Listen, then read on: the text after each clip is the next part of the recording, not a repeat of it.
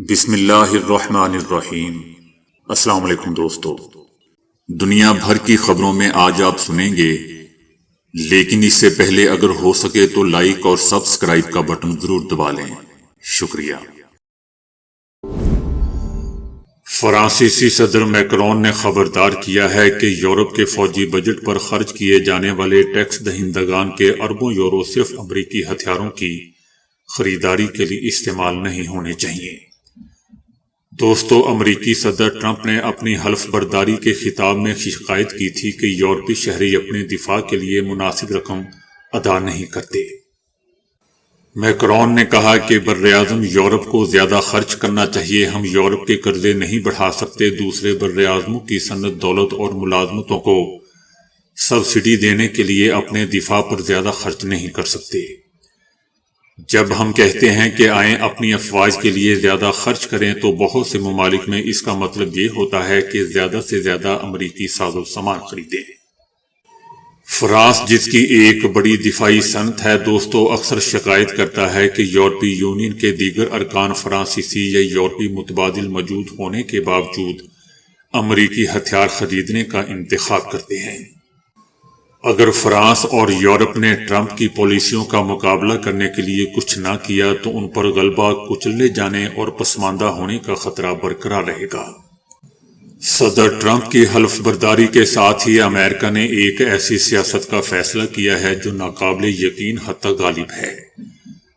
اگر ہم کچھ نہیں کریں گے تو ہماری قسمت سادہ ہو جائے گی، ہم پر غلبہ ہوگا، ہمیں کچل دیا جائے گا، ہمیں حاشیے پر ڈال دیا جائے گا۔ یہ ہم پر، فرانس اور یورپی ملکوں پر منحصر ہے، کیونکہ یہ یورپ کے بغیر ناممکن ہے۔ ترکی نے کہا ہے کہ ترکیہ غزہ میں مستقل امن کے قیام کی صورت میں اسرائیل کے ساتھ تجارتی تعلقات بحال کر سکتا ہے۔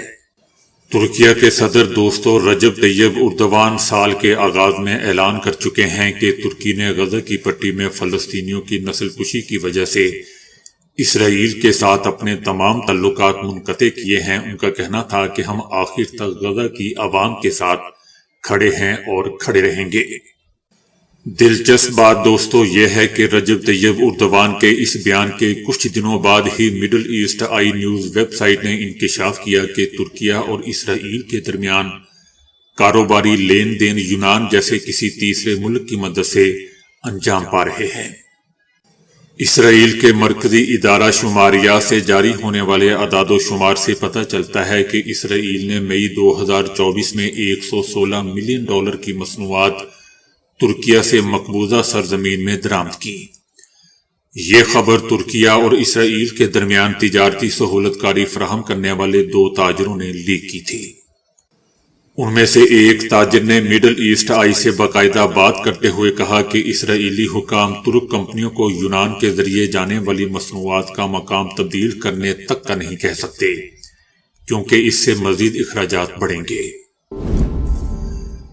اسرائیل کے 3 اراکین نے اپنے دفاتر خالی کرتے ہوئے صہیونی کابینہ سے باضابطہ طور پر استعفیٰ دے دیا ہے۔ ان میں اسرائیلی وزیر داخلہ ایتمار بن گویر بھی شامل ہیں۔ یاد رہے دوستو کہ مذکورہ وزراء نے 2 روز قبل غزہ میں جنگ بندی کے معاہدے پر تنقید کرتے ہوئے مستعفی ہونے کا اعلان کیا تھا۔ ایتمار بن گویر کا کہنا تھا کہ میں نے وہ کام انجام دیے جو ناقابل تصور تھے، میں نے صہیونی آباد کاروں کو 200 اسلحہ لائسنس جاری کیے۔ ان کا کہنا تھا کہ میں نے جنگ کے دوران صہیونی فوج کی اپنے اہداف میں ناکامی، غزہ سے انخلاء اور جنگ روکنے کے عمل سے مخالفت کے باعث استعفیٰ دیا۔ انہوں نے جنگ بندی کے حالیہ معاہدے کو حماس کے سامنے شکست کی تردید قرار دیا۔ 18 جنوری 2024 کو ایتمار بن گویر نے ایک ویڈیو بیان جاری کرتے ہوئے کہا تھا کہ وہ معاہدے کی شقوں کو پڑھنے کے بعد بہت ہی وحشت زدہ ہیں۔ امریکی سپریم کورٹ کے چیف جسٹس جان رابرٹس نے صدر ٹرمپ سے عہدے کا حلف لیا۔ حیران کن طور پر، دوستو، ٹرمپ نے صدارت کا حلف اٹھانے کے موقع پر بائبل پر ہاتھ نہیں رکھا۔ خاتون اول میلانیا ٹرمپ صدر کے ساتھ کھڑی تھی، جنہوں نے 2 بائبلز تھام رکھی تھی، لیکن ٹرمپ نے حلف لیتے وقت اپنا سیدھا ہاتھ بلند کیا اور کسی بائبل پر ہاتھ نہیں رکھا۔ امریکی صدر کے لیے دوستو بائبل پر ہاتھ رکھنا قانونی طور پر ضروری نہیں ہوتا، لیکن روایت کے تحت صدر عہدے کا حلف ایک ہاتھ بائبل پر رکھ کر لیتا ہے۔ امریکہ میں صدیوں سے صدر بائبل پر ہاتھ رکھ کے ہی حلف لیتا ہے، تاہم ٹرمپ کے اس غیر متوقع اقدام نے لوگوں کو حیرت زدہ کر دیا۔ لیکن 20 جنوری 2017 کو اپنے پہلے دورہ صدارت کی حلف برداری کے دوران ٹرمپ نے دائیں ہاتھ کو بائبلز پر رکھا تھا۔ صدر ٹرمپ نے امید ظاہر کی ہے کہ سعودی عرب بھی ابراہم معاہدے میں شامل ہو جائے گا۔ امریکی صدر ٹرمپ نے کہا کہ ابراہم معاہدہ اسرائیل اور عرب ممالک کے درمیان تعلقات کے قیام سے متعلق ہے۔ وہ سمجھتے ہیں کہ سعودی عرب بھی بالآخر ابراہم معاہدے میں شامل ہو جائے گا اور اسرائیل سے تعلقات معمول پر لے آئے گا۔ یاد رہے دوستو کہ ٹرمپ کی گزشتہ حکومت میں اسرائیل کے امارات، بحرین، مراکش اور سوڈان کے ساتھ تعلقات معمول پر لانے کے لیے ابراہم معاہدہ ہوا تھا۔ صدر ٹرمپ نے کہا ہے کہ اب امریکہ ترقی کرے گا اپنے دور میں، اب میں امریکہ کو سب سے پہلے رکھوں گا، امریکہ سب سے پہلے۔ امریکہ بہت جلد مضبوط، عظیم اور پہلے سے کہیں زیادہ کامیاب ملک بنے گا۔ ان کا کہنا تھا کہ 8 سال مجھے جن مشکلات کا سامنا رہا، امریکی تاریخ میں کسی اور کے ساتھ ایسا نہیں ہوا۔ ان کا کہنا تھا کہ سابقہ حکومتیں داخلی مسائل حل نہیں کر سکی، لیکن دنیا بھر میں مہنگی مہمات کرتی رہیں، لڑائی جھگڑے اور جنگیں کرتی رہیں۔ ہم لاکھوں غیر قانونی تارکین وطن اور جرائم پیشہ افراد کو ان کے اپنے ملکوں کو واپس بھیجیں گے۔ میں اپنی کابینہ کو کہوں گا کہ وہ مہنگائی پر ہر صورت قابو پائیں۔ امریکہ ایک بار پھر دنیا کا سب سے بڑا مینوفیکچرنگ ملک بنے گا۔ ہماری افواج اپنے اہم مقصد امریکہ کی حفاظت پر ہی فوکس رہے گی۔ ہم خلیج میکسیکو کا نام بدل کر خلیج امریکہ رکھ رہے ہیں۔ ہم پاناما کینال واپس لیں گے۔ ان کا کہنا تھا کہ آج سے آپ کو تیز ترین تبدیلیاں نظر آئیں گی، ملک کو ہتھیاروں سے پاک کریں گے اور دنیا بھر سے تعلقات کو بہتر کریں گے، اور میں اپنے ملک، قوم اور عوام اور خدا کو کبھی نہیں بھولوں گا۔ امریکی صدر ٹرمپ نے امریکہ کو عالمی ادارہ صحت یعنی WHO سے نکالنے کے ایگزیکٹو آرڈر پر دستخط کر دیے ہیں، جس سے دنیا بھر میں دوستو عالمی ادارہ صحت کے پروگرام خطرے میں پڑنے کا خدشہ ہے۔ اس اقدام سے امریکہ 12 مہینوں کے عرصے میں عالمی ادارہ صحت سے نکل جائے گا اور اس کی مالی معاونت روک دے گا۔ یاد رہے دوستو کہ امریکہ اب تک WHO کا سب سے بڑا مالی معاون ہے، جو اس کی مجموعی فنڈنگ کا تقریباً 18% حصہ ڈالتا ہے۔ امریکہ کے بعد WHO کے سب سے بڑے عطیہ دہندگان میں بل گیٹس فاؤنڈیشن، یورپی کمیشن، ورلڈ بینک اور جرمنی شامل ہیں۔ صدر ٹرمپ کا کہنا ہے کہ WHO نے کورونا، وبائی امراض اور دیگر بین الاقوامی صحت کے بحرانوں کو غلط طریقے سے ڈیل کیا ہے۔ عالمی ادارہ رکن ممالک کے نامناسب سیاسی اثر و رسوخ کی وجہ سے آزادانہ طور پر کام کرنے میں ناکام رہا ہے۔ سابق صدر جو بائیڈن نے اپنی اہلیہ جل کے ساتھ وائٹ ہاؤس سے رخصت ہوتے ہوئے آخری سیلفی بھی لی، جسے سوشل میڈیا پر پوسٹ کر دیا۔ اس تصویر کے ساتھ انہوں نے لکھا کہ امریکہ اور امریکیوں، ہم تم سے بہت پیار کرتے ہیں۔ جو بائیڈن کی وائٹ ہاؤس سے رخصتی کے ساتھ ہی ان کا سیاسی اور پبلک کیریئر بھی اختتام پذیر ہوا، اور اب وہ اپنی ریٹائرمنٹ کی زندگی گزاریں گے۔